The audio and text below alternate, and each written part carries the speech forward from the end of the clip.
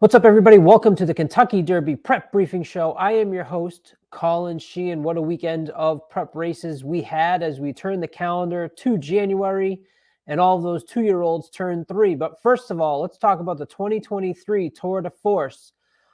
It's a great tournament to get involved in here on Trust the Profits. Sign up in the link that is in the description. You will bet $100 on one bet for each Kentucky Derby prep race. It's a mythical $100. The entry fee is only $50. There'll be weekly prizes, so all the money in entry fees goes into the prize pool. We're not making any money off of this, and it's a great way to follow the 2023 Kentucky Derby Trail. It's really exciting. I've done it 3 or 4 times now. I highly suggest you get involved, but let's get started on this week's show.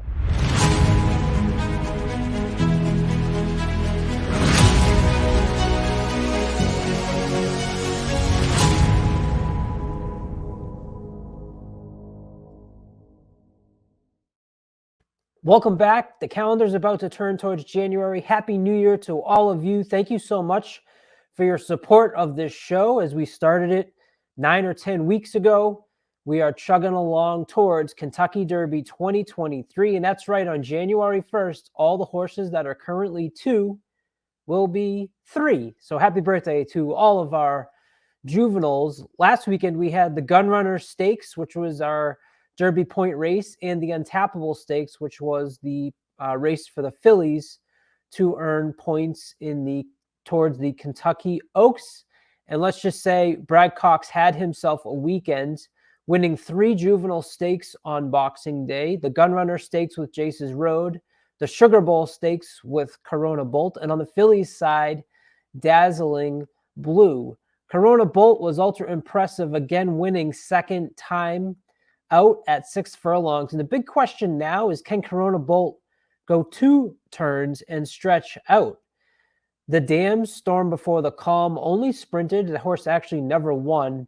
And Bolt de Oro did have 2 wins at 1 1/16. That was originally a play against for me, as the first crop out of Bolt d'Oro were a little suspect that longer. Remember, he started off really on fire, but they were all winning at 4.5, 5.5 furlongs. And in the beginning of this year, that was an angle that I certainly played against, but I'm starting to change my mind on that, as Bolt d'Oro has started to show the ability to have some horses that go a little bit longer on the distance.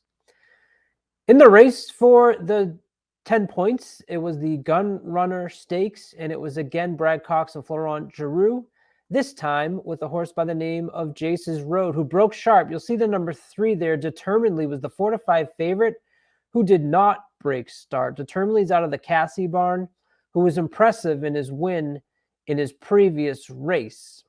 Didn't break, though. I don't know if it mattered as much, as in the stretch, Jace's Road pulled away. Remember, Jace's Road had a little bit of a hiccup in the previous race, finishing 8th.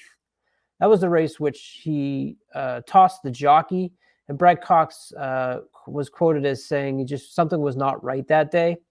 But everything was right on this day, on December 26th, for Jace's Road, as he goes wire to wire for Brad Cox. He's shown the ability now to maybe have different running styles.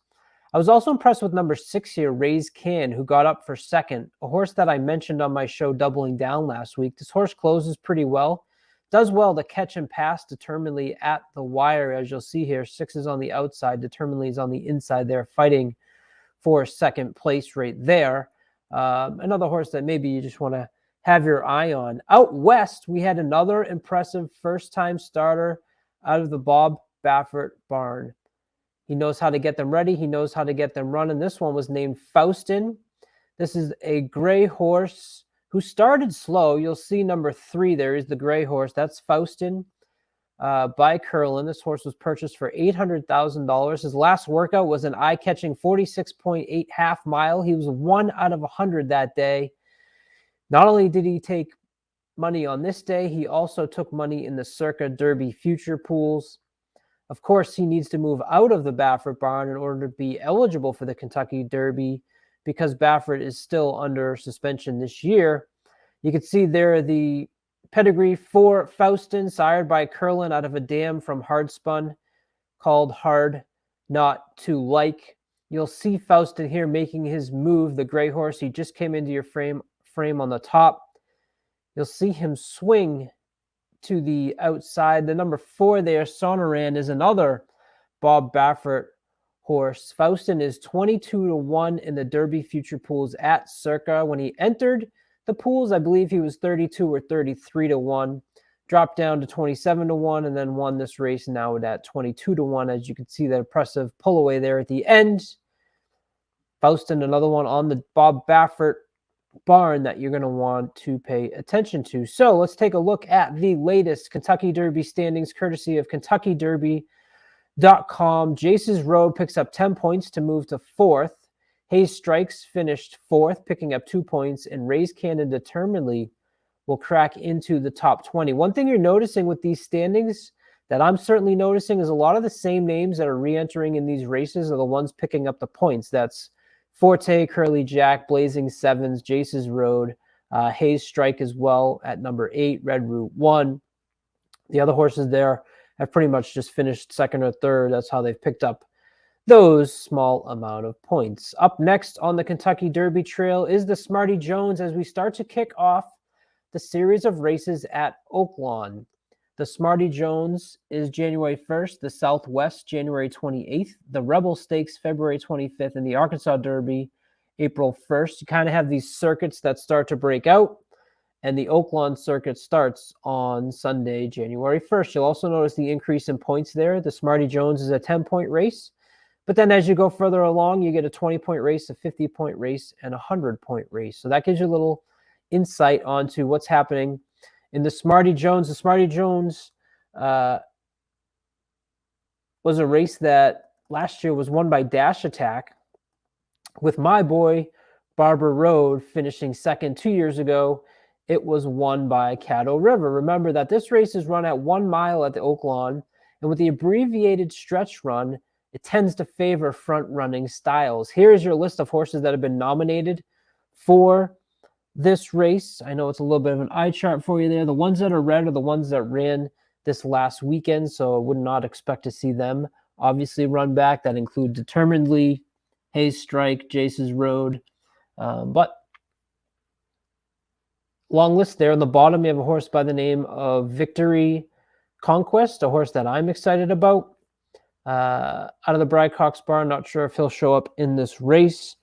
Tappett's Conquest ran and won on October 1st at Churchill, and I was extremely impressed with that effort. So that is a horse that I have my eye on, waiting for the return of Tappett's Conquest.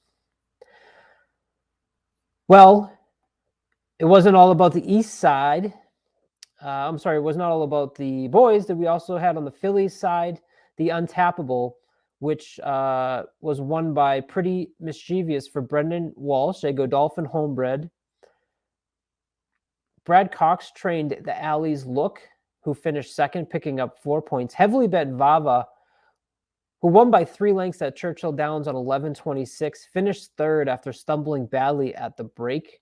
Pretty Mischief finished 3rd in the Goldenrod behind Hoosier Philly, so maybe this race only further builds that resume of Hoosier Philly, who's an impressive filly that we're looking to come back. It's important to look at the upcoming schedule on the Phillies side because the points begin to ramp up starting with the next race. And that next race is the Santa Ynez at Santa Anita Park, also on January 1st. But you'll notice that the winner of these races now gets 20 points. So the Untappable was the last race to give out 10 points, which Pretty Mischievous won. And if we take a look at the Phillies side, there you have Pretty Mischievous in 3rd place, picking up the 10 points to get her total to 13. So that's what we had. That's what happened this past weekend. Coming up, we have the Smarty Jones. I'm going to try and do a preview of that race and also wrap up of the Smarty Jones this weekend. I hope everyone has a happy and healthy New Year. Stick right here. It's been tough kind of putting the shows together as the races have been spread out. You don't know of these 2-year-olds, you never know, but especially at this point, who's going to continue on the trail and make it through the prep races as the points get higher, the stakes get higher, and as we make our way to May, first Saturday in May. So we'll start having some more guests on, and we'll start really breaking into the different barns. I think you got a really interesting barn with Brad Cox and some of the impressive wins that he's had. Steve Asmussen, remember, has not won the Kentucky Derby. He had Extra Anejo, who was looking rather impressive, but is now off the trail with the ankle injury and getting back on training. Doesn't look like he'll be ready in time to prep for the Kentucky Derby. So that's a big hit to the Steve Asmussen barn, who's looking for that elusive first Kentucky Derby. He's 0-4-23. That'll do it for this week's show. Thanks for tuning in. Stick around for Doubling Down coming at you. We are going to go to Gulfstream Park this weekend.